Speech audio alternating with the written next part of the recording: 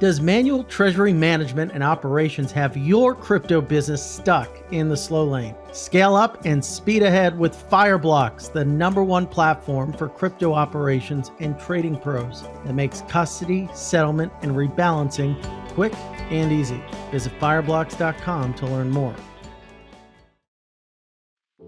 This episode is brought to you by Coinbase Prime, an integrated solution that provides institutional investors with an advanced trading platform, secure custody, and prime services to manage all of their crypto assets in one place. Futuristic companies like Tesla and MicroStrategy have used Coinbase's comprehensive investing platform to execute some of the largest trades in the industry. Learn more by visiting coinbase.com/prime to get started today.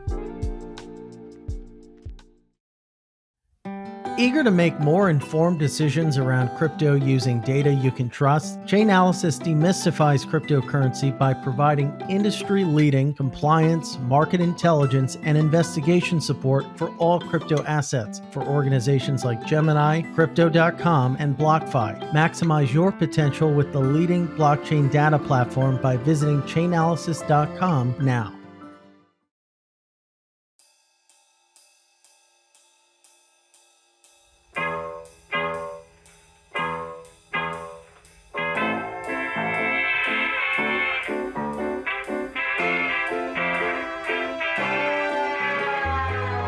Ladies and gentlemen, welcome to The Scoop. I'm your host, Frank Chaparro, Director of News at The Block. And joining us today on the other side of the mic is my guest and dear friend, Mike Dudas, making his first appearance on the show.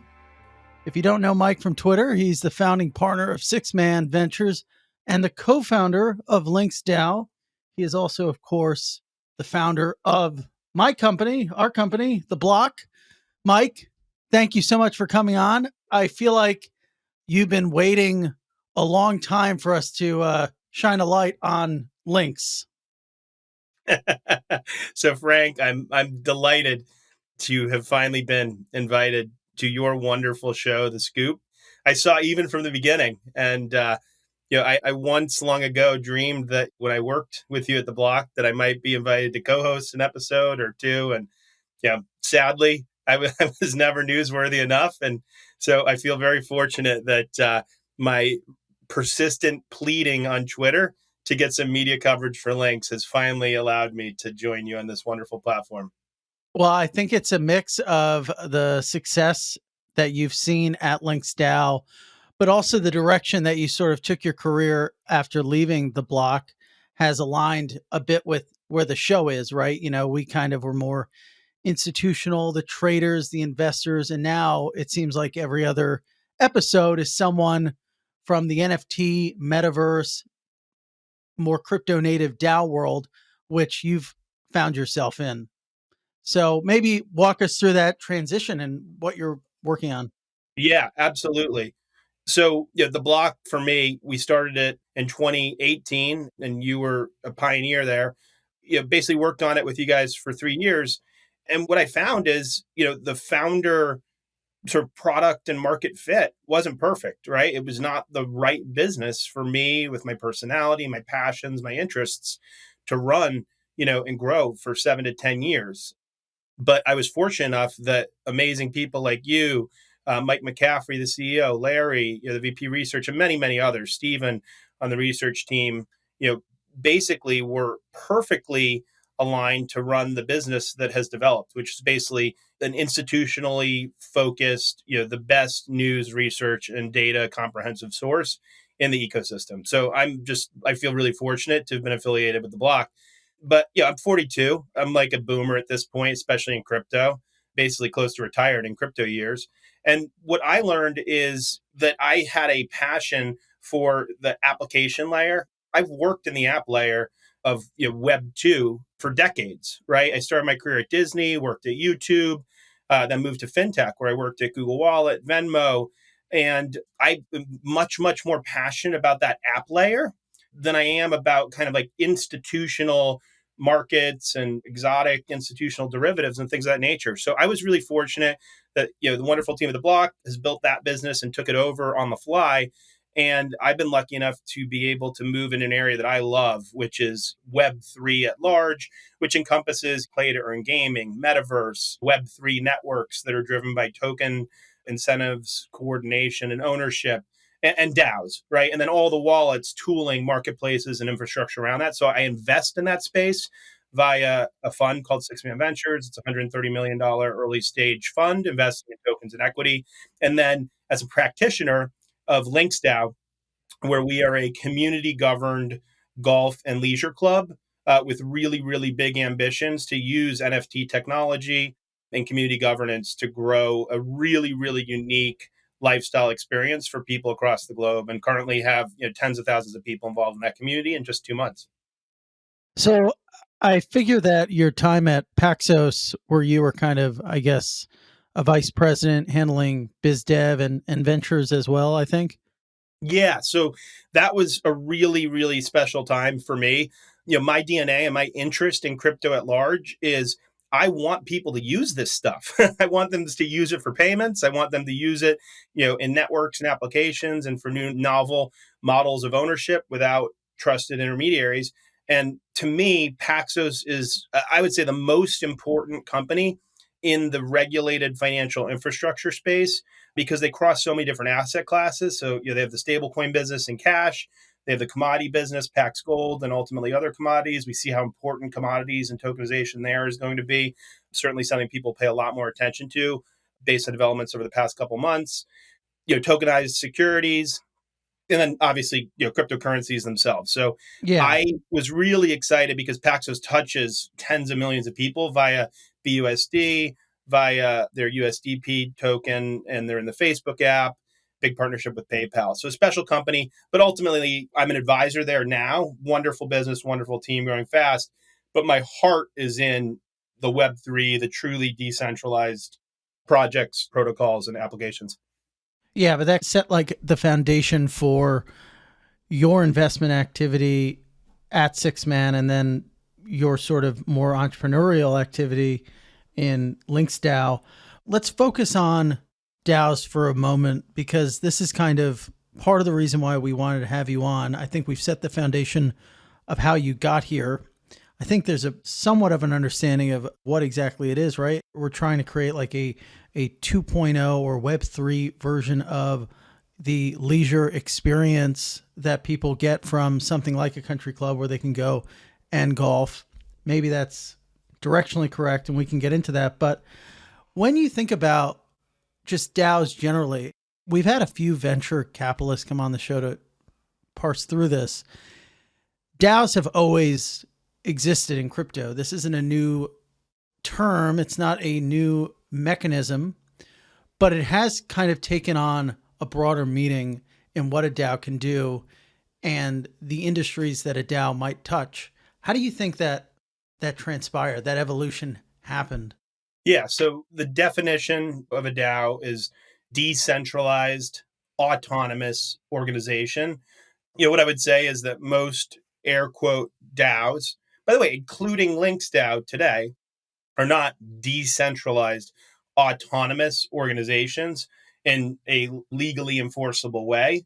And we can get into specifics, but there's a lot of complexity around how a DAO should be structured. Should it be structured? What the liability is to the individual participants, et cetera. But most of the popular air quote DAOs that you see today are, many are like investment clubs with fully KYC'd participants and limited to X number of people who can actually take part in them, and look more like investment clubs or other things like that.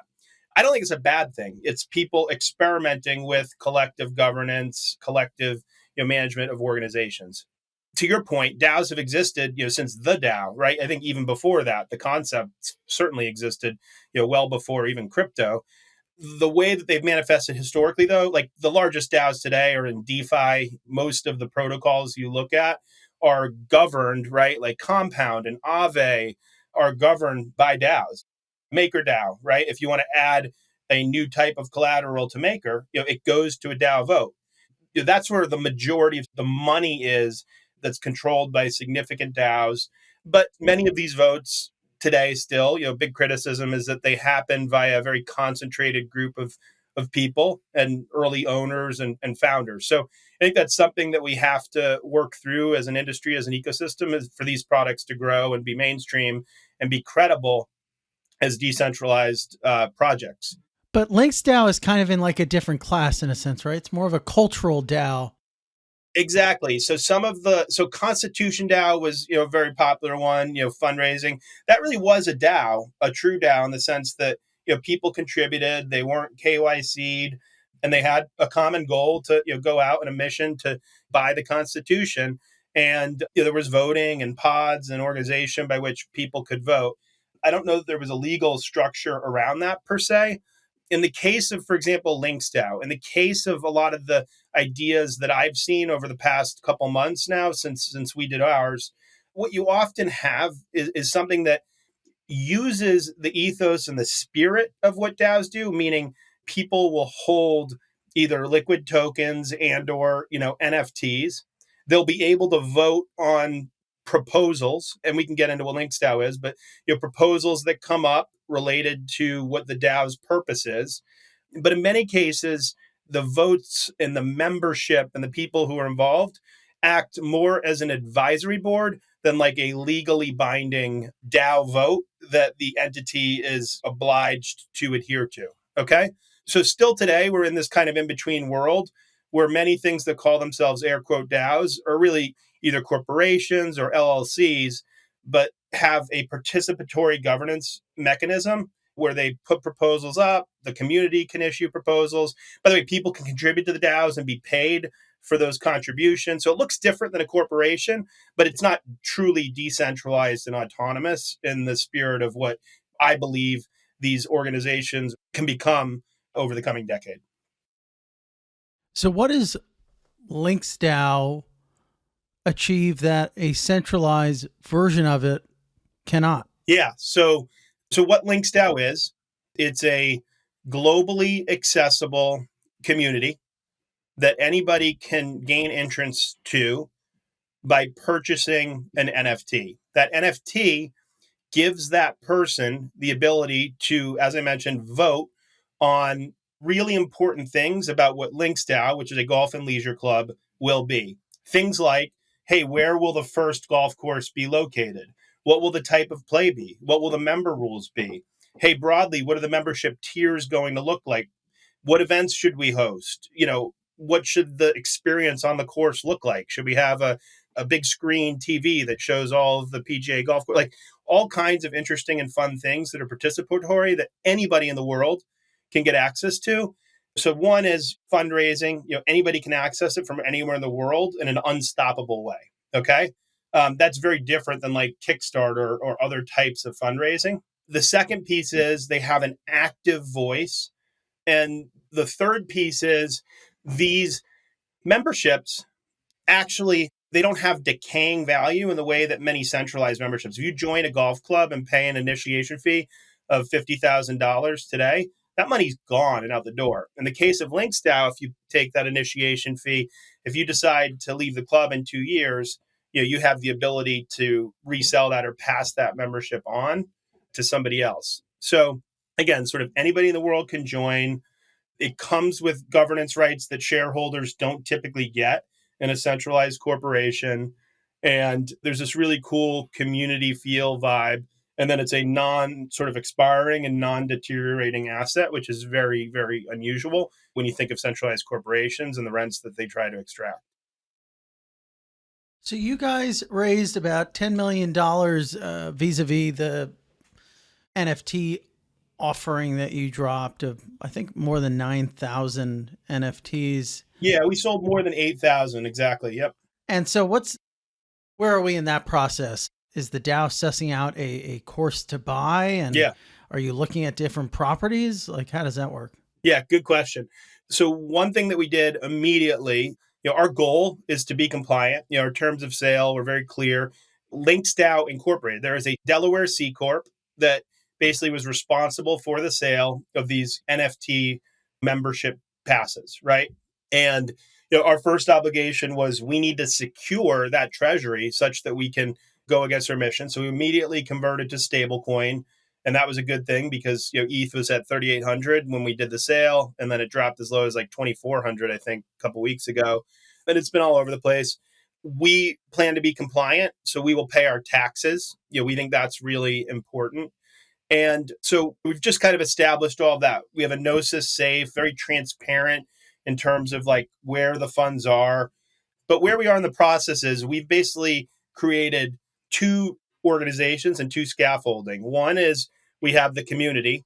So we have a community with pods and folks who lead those pods who have basically risen up as contributors through the community, and will eventually, the leaders will be compensated for those roles. Those are the folks who are in charge of things like events, community moderation. We have an engineering pod that's put in place a lot of the voting mechanisms and other things that we have that make the DAO work. There's a bunch of other functions, finance and accounting. So that's for the quote unquote DAO. We, at the same time, have created a corporate organization. That corporate organization is doing the things that you're talking about. One, we're raising additional funding to ensure that we have the money available to buy a course, because once we pay taxes and do all that, the net $7 million, that's not enough to buy the number of golf courses and create the world-class golf experience that we want to create, over the next few years. So we're raising some equity capital to do that. And then, we have an organization, a corporation that will actually operate these golf courses. So it's pretty cool in that it's both an online and in real life business that's sort of NFT and Web3 enabled. And the community hub, by the way, for all of the communication, both the DAO itself as well as the corporate team, is Discord. It's kind of ironic because it's a Web2 tool, and I'm dying, of course, for a great Web3 tool, native tool to be developed, but it doesn't exist yet. So we sort of run on Discord, and I think that's a big gap that's going to get solved and over the next couple of years. So this kind of speaks to the one question that I think when you first announced the initial raise people had about the regulatory compliance angle, right? Is this not just a group sort of looking to profit off a common enterprise, i.e. a golf course? The answer, I guess, is there is the one aspect of it that's decentralized. They're creating the rules of the game, the rules of how this is going to operate. And then there's also a corporate structure that is going to kind of own the assets and profit from the assets. And they'll be sort of different, almost akin to how you have Uniswap Labs, the corporate entity, which is building around Uniswap, the protocol. If you were to use that analogy, what is sort of LinksDAO, the corporate entity, in charge of, and what is the protocol? What would be the Uniswap of this, if that makes sense? Yeah, good questions. So the corporation itself is effectively the enterprise here. So the NFTs that were sold, basically those are what you would call collectibles with governance rights and the ability to purchase membership at the club or clubs that the corporation acquires, maintains, and delivers a great experience for. But more than that, I keep talking about voting, but effectively the NFT holders are a advisory board for the corporation. So we've spent a lot of time on Twitter Spaces, Discord podiums with the community explaining that. Obviously, not everybody's like super stoked about that, right? Like some people are like, well, hey, I want to own the thing. So we'd love that to be the case. But unfortunately, in America in 2022, can't sell an NFT to the public using Ethereum, self-custody wallets without KYC that gives somebody ownership of an asset. That just raises all kinds of security issues. So we're not able to do that. What we would like to do, however, is use the properties of NFTs to give people the ability to become more involved financially in the project and the pieces that the corporation will do. Example being owners, we will create a token gated access to the equity deal that we're doing right now for NFT membership holders. And if they're willing to go through the KYC process, if they're accredited investors, they'll have an opportunity to invest in the round on the same terms as everyone else, all of the professional investors who are investing. So we are doing everything in our power in the short term to get those folks involved in not only the membership of it and the sort of economics of what their NFTs do and the course they are a part of, but actual ownership of the equity. In the long run, my ambition, my hope, my dream is that we actually do have the ability to create what you just talked about, a protocol, a play to earn in the real world protocol where you actually have, call it a fungible token. This doesn't exist today. I would love it if, at some point regulations change such that we can have a links token, right? That's fungible, that runs a play to earn economy that could involve in real life golfing, that could involve, a metaverse golf game, that could involve, other things, earning points for doing wonderful things for the community, for contributing to the protocol.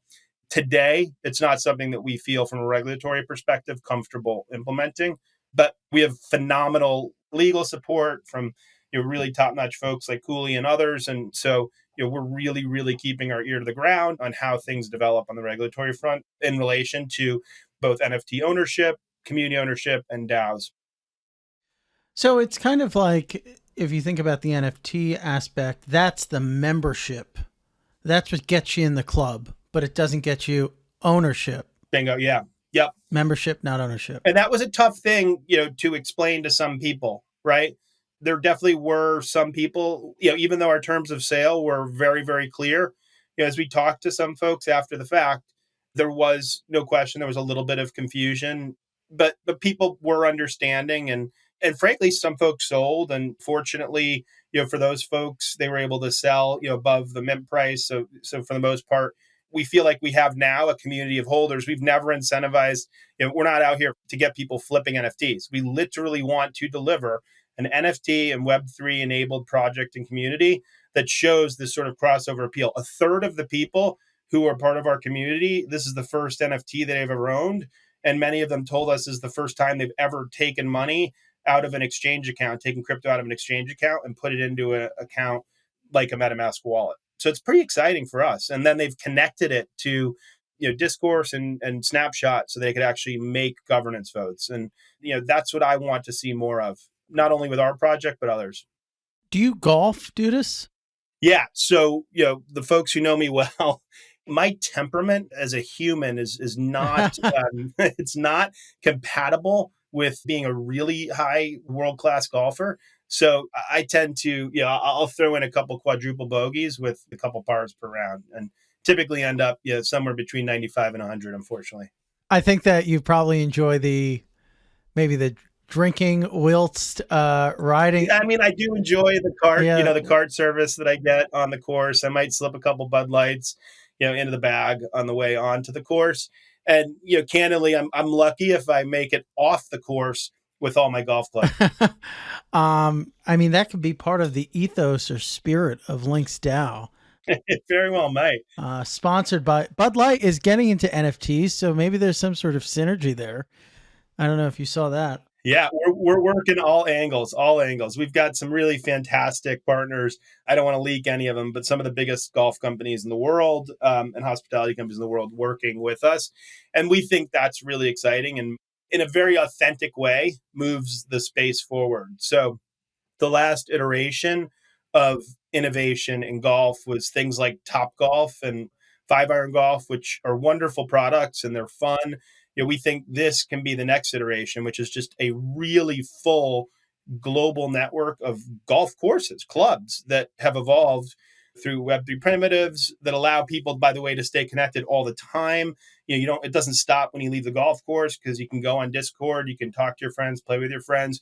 You can do a virtual golf round in Golf Plus. It's not a crypto app. It's just the top golf simulator app out there, where you throw one of those an Oculus in your head and you play around with it. It's not my cup of tea. My apartment in Manhattan's too small, but I look forward to getting into it. So we're just trying to create a really cool community that's kind of a layer over, Links is the brand that's a layer over an ecosystem that it hasn't been as welcoming and accommodating as we'd like over the past 10, 15, 20 years.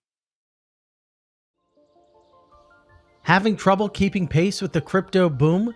When your business is scaling up and your portfolio is growing, you don't want to waste precious time on manual treasury management or settling and rebalancing. Fireblocks can handle that for you with smart, scalable solutions for your crypto business, along with industry-leading security and expertise. They'll take care of the back end so you can focus on the big picture. Visit fireblocks.com to learn more.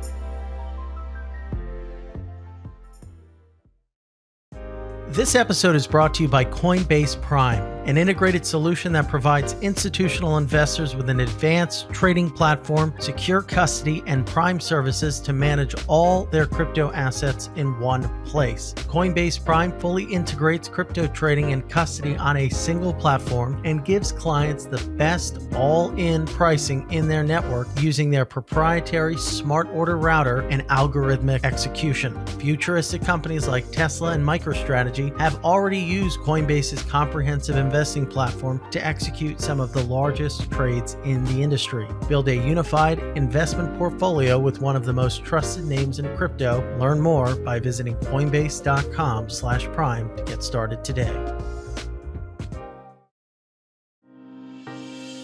Are you eager to make more informed decisions around crypto using data you can trust? Chainalysis is here to help. Chainalysis demystifies cryptocurrency by providing industry-leading compliance, market intelligence, and investigation support for all crypto assets for organizations like Gemini, Crypto.com, and BlockFi. Gain unparalleled visibility and maximize your potential with the leading blockchain data platform by visiting Chainalysis.com now. So it's interesting. You are now in the NFT space. Your background before the block was payments, right? Button, Venmo before that, PayPal. And you actually got your start at Disney, which is interesting. But you found crypto, you found Bitcoin through payments. You're not in payments anymore, technically. Yeah. Do you think that corner of the market has it disappointed you in terms of crypto adoption? Do you find NFTs more exciting? If so, why? And why not payments? Yeah. So for me, it was purely a personal thing. I actually think people have been saying this for a long time, but I truly believe we are finally, with the advent of an increase in stable coins outstanding, on the cusp of, these public, always on, now affordable, in the case of Solana and ETH Layer 2, networks that are censorship resistant and allow, me to move money to folks anywhere in the world. And basically they can accept it, without a bank account in a mobile wallet, right? And there are a lot of companies working on off ramps with mobile money companies and others to get access to that. So I deeply believe the next 5 years are going to be critically important and exciting for crypto payments. I think maybe less so. I'm a merchant in the US and people are going to pay at the point of sale with their, Solana or Ethereum or Bitcoin. I wouldn't say I'm massively bullish on that in the near term, but things like remittances, things like Stripe powering payouts for, Lyft drivers and countries where it's difficult to get bank accounts. Those are use cases that are real. Remittances to Mexico, places where, there's significant inflation and the value of your native currency is getting inflated away. That's happening. It's happening in very small amounts, but it's growing day in and day out. And it's a mixture of Bitcoin, stablecoin, and Ethereum. The other last cool thing I'll say is there's a true economy developing. Like, people are paying. Like, Web3 is people paying for digital goods. And by the way, if you look back 10 years ago, this is how mobile payments got started. People were paying for in-game assets, on their mobile devices. Then it turned to like digital goods. Then it turned to, okay, I'm paying for apps. And then eventually people are tapping to pay with Apple Pay, right, at the store. But it takes 10, 12 years. We're at the point of it where people are paying in a Web3 native way. They're paying for pay-to-earn gaming. They're paying for NFTs. I know I spend gobs of money on it, as do my friends. Where I think we're going to start to move, there's a really cool iteration, is towards, so the digital goods is what's happening, this Web3 native economy. And then From a commerce perspective, Shopify is doing this really well. We're going to have, it's launching next week after our South by Southwest event, a Links DAO token gated membership shop. Okay. You don't have to pay in crypto, but you have to use your NFT to get access to the merchandise. So it's kind of fun. It's cool. We're using some crypto primitives to enable people to get access to something that's unique and exclusive. So, yeah, I'm very, very optimistic. For me, moving out of payments was just, hey, I've done this for 12 years. I really want to work on something different. Yeah, and maybe I kind of led the question with a more negative connotation, but maybe you didn't leave payments because it's disappointed you or so far behind on the crypto adoption cycle, but perhaps maybe it's so far ahead on the adoption cycle that you want to do something more nascent, more new. That's exactly it. I looked and I said, hey, I can see some of the best people I know who I worked with in like the best fintech companies, right? Or who've been at those, and now they want to be in crypto, right? So there's 10 people who are world class who can do my job at Paxos. I'd love to jump into the next thing. I always like to say I like to be working on things where there are literally no experts. And I feel like that's where we are with things like DAOs, things like emergent Web3 networks. There are no experts. Nobody knows if they're right or wrong, no matter how strong their opinions are. One opinion I have is there will be something that looks like a token incentivized Uber, probably a token incentivized Airbnb. Very, very bright people are very, very certain that that's not going to happen. And I think they're wrong. And nobody knows. So, we just invested in a Web3 Uber like business. And I'm so, so excited to work on something like that and try and make that succeed. And yeah, and I think with payments, I now think it's absolutely inevitable that crypto payments, wholesale payments, remittances, etc., are happening, and great people are working on it. You have also invested a bit in individual NFTs themselves, a wide range of different projects. At first, did you think that this was going to be a serious moneymaker? Did you have a developed thesis, or did that thesis grow as you got more intertwined with the space? So I was stunned.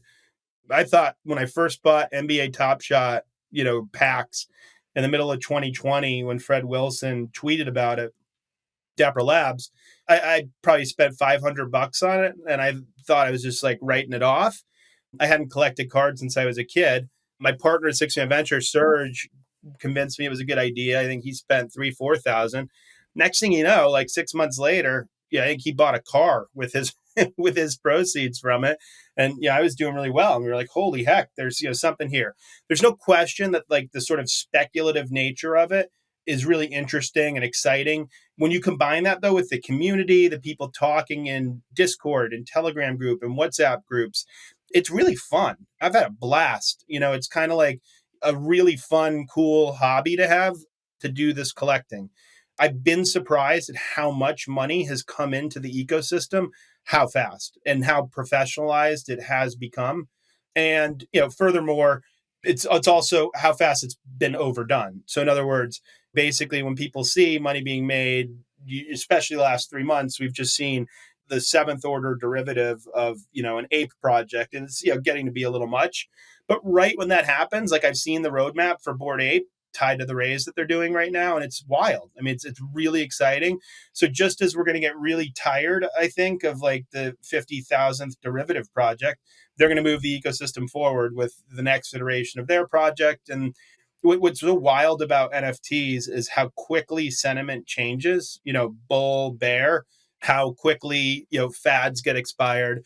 And my longstanding thesis here is there's not going to be, I mean, this is not novel, but most of the projects eventually are going to trend towards zero. But if you're a savvy, consistent collector who focuses on things that you love and understand, I love CryptoPunks. I love Bored Apes. I bought both of them relatively early. I love art blocks, and I've lost some money on those recently. But I believe over the long arc of history, as being one of the earliest generative art platforms, maybe the earliest big one, that's going to be really successful. So I probably lose money. I have a worse hit rate. I think I'll have a worse hit rate on NFTs than I will on VC investments. But the hits in the NFT market, the returns are just face meltingly wild. Yeah, absolutely. And when you think about a roadmap like the roadmap Bored Apes has or what it likely looks like, it might be useful to kind of think about a company like your previous firm from when you were a much younger man, the Walt Disney Company. There might be a few pages out of the Disney playbook for some of these projects to take. There will be maybe, obviously, there will be swag, there'll be sort of brands built around, communities built around these, what we think of as just JPEGs. I was speaking with one VC and we were kind of toying around with the idea of a Bored Apes theme park. I mean, these are some of the things that could justify the lofty valuations that we see. It's not just images on a screen, but you can create an entire franchise around it, akin to Star Wars or the Angry Birds, etc. Yeah, I mean, Pixel Vault, which is one of the more prominent ones, I would say sort of the second most prominent valuation. Well, there's Larva Labs, there's Bored Ape, and then there's Pixel Vault, I would say, in that order, maybe right now. But yeah, Pixel Vault says, hey, we want to be the Marvel of the metaverse. And I think it's very feasible and plausible. It's a well defined, just like the NFT roadmaps over the last 8 months have become well defined. There's a well defined playbook for how you take new IP like Bored Ape, and then basically you have, to your point, consumer products, you have in real life theme park like experiences. And maybe they don't go as far as a theme park. Maybe they start with a Jimmy Buffett Margaritaville type vibe, but like clearly things like that are going to happen. And these are going to become really significant commercial enterprises.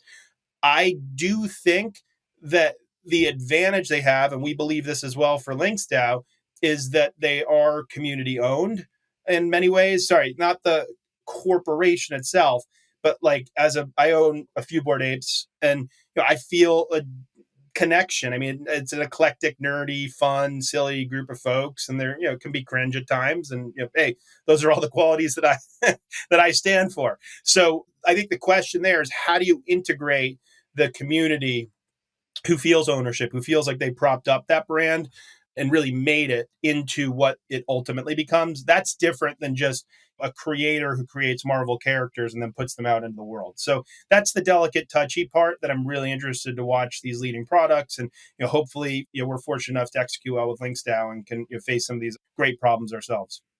So I do want to take it back to LinksDAO and just DAOs in general. One thing that I found interesting from my conversation with Bain yesterday, I was speaking with their team, and one of the takeaways I had from the conversation was this thesis that they have around building, or rather investing, of course, as a venture capital firm, into services for DAOs or DAO related services. So we think about, DAOs like LinksDAO. Yeah. There's a whole slew of things that they might need, whether it's governance tools or whatever have you. I was joking with them about, if there are people employed in some way for the DAO, do you need like a JustWorks for DAOs? Like, I don't know, because I'm not necessarily deep in the space, but maybe you might have a sense of what some of the next wave of DAO related services companies could we see? Yeah, absolutely. No, it's a good question. So right now, there are a number of what are called like point solutions. So historically, in like software as a service or SaaS, you have like comprehensive all-in-one platforms like Oracle, and I buy everything from them, right? Or Salesforce, and I buy everything from them. But then, early on in the evolution of any ecosystem, what happens is you typically have point solutions that service sort of the most important and critical functions for a DAO. And to your point, treasury, payments, you mentioned JustWorks, like that's one of the most important.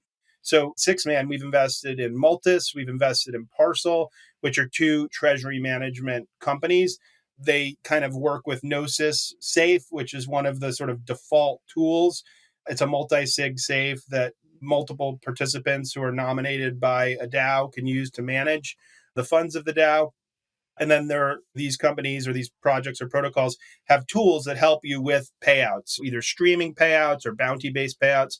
Other interesting things are engagement tools. Like we've invested in something called Layer 3 that gives you the ability to create bounties and other things for people to take actions like voting and rewarding them for actually voting and using the DAO and using the protocol. There's a project called Rabbit Hole that's great for sort of marketing for DAOs to get people, again, who maybe aren't using the DAO to come and say, hey, I want to be a part of it. There is like boardroom, which you can use for sort of DAO governance proposals, snapshot for voting, discourse for proposals. I even think the block has done a DAO tooling market map, if I'm not incorrect, that's really good. Gateway we invested in, which is like reputation for DAOs, your on-chain reputation. Rabbit Hole's also working on that. And discovery. The issue is right now, there's probably too many, the ones I named, I'm really bullish on. There's too many DAO tooling companies, and there's too many people who have no clue how to build, like, this is enterprise software, even if you're selling to a non-corporation. Mm. And, you have to know who's the buyer, right? It's like, who runs DAOs? Who do you sell to? Is it the finance person? Does that person exist? Who's the community person? So it's a tricky market to build for. And there's going to be a really, really, really high failure rate in DAO tooling. And so when I look as an investor at who to invest in, I want them to be native. I want them to be folks who actually have either started a DAO, participated tremendously, and understand how DAOs operate. As somebody who runs it, I'm basically default no on any new DAO tooling. And by the way, the number of requests that I get and our team gets for informational and diligence calls, I mean, these people are just like, there's a lot of tone deaf people in the world. What's the big mistake that they're making? What are they doing wrong?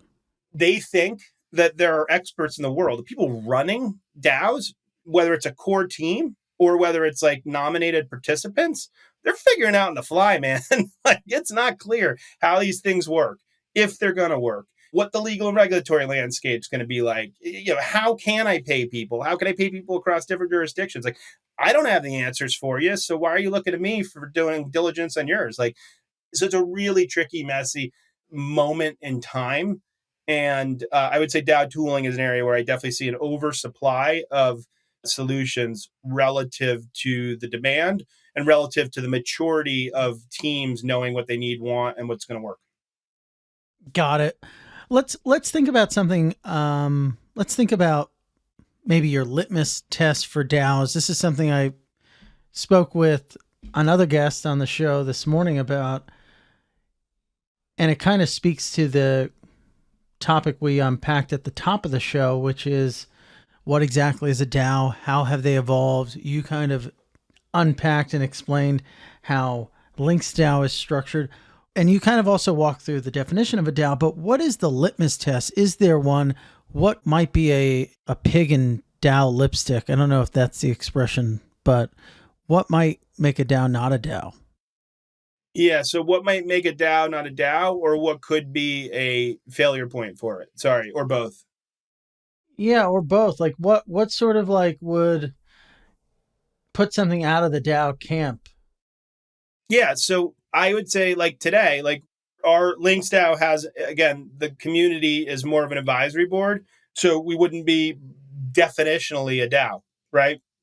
We would be like a group of like members who act as an advisory board to a C Corp.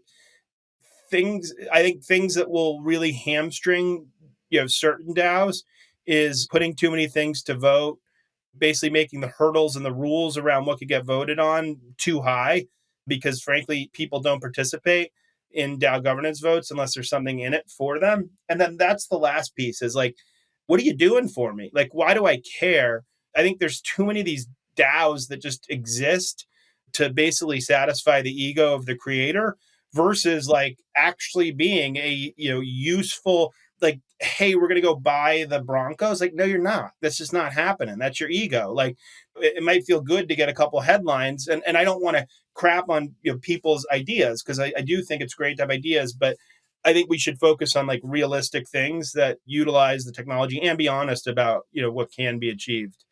So, and then the last piece is, I really do think the threshold for voting one is really important. So overestimating how often people will participate. If you get 10, 15, we get a lot higher than this because it's fun. But if you get 10, 15, 20% participation in a DAO, that's good, man.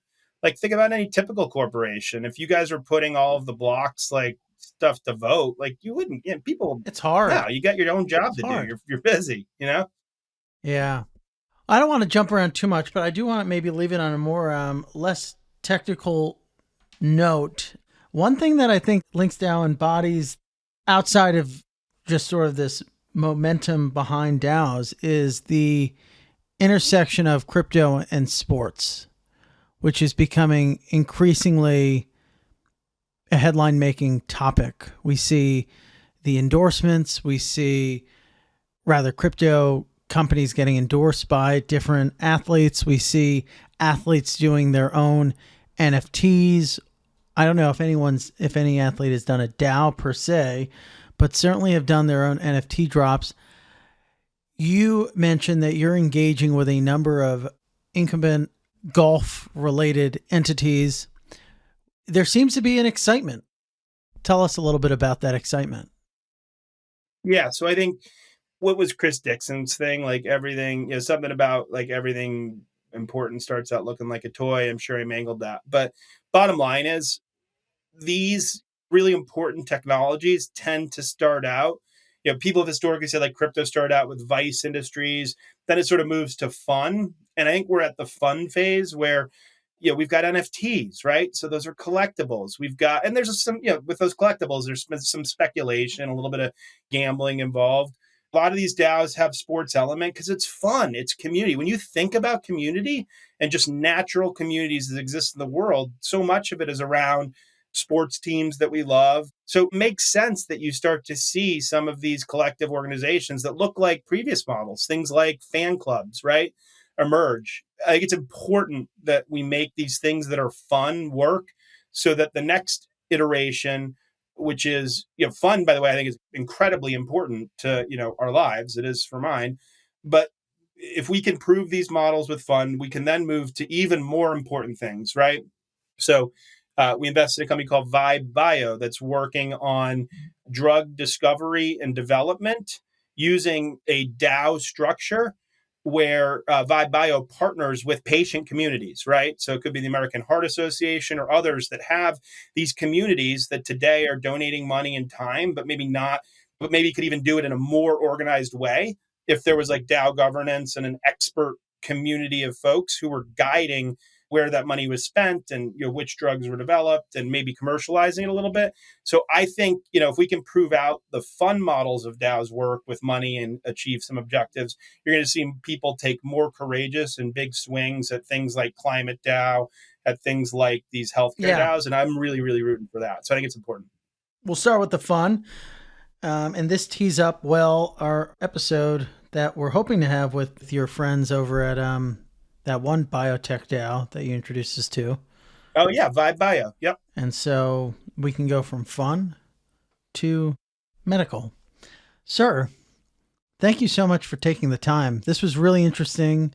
It was a long time coming. And we wanted this month to be all about DAOs, but it's not going to be all about DAOs. It's going to be much about DAOs.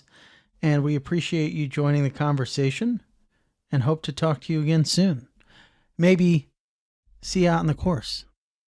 I would love to. It would be my pleasure to play around with you, Frank, and sneak some Bud Lights out there. But really awesome to see you, buddy, and hope to come down to Florida to do it in person soon.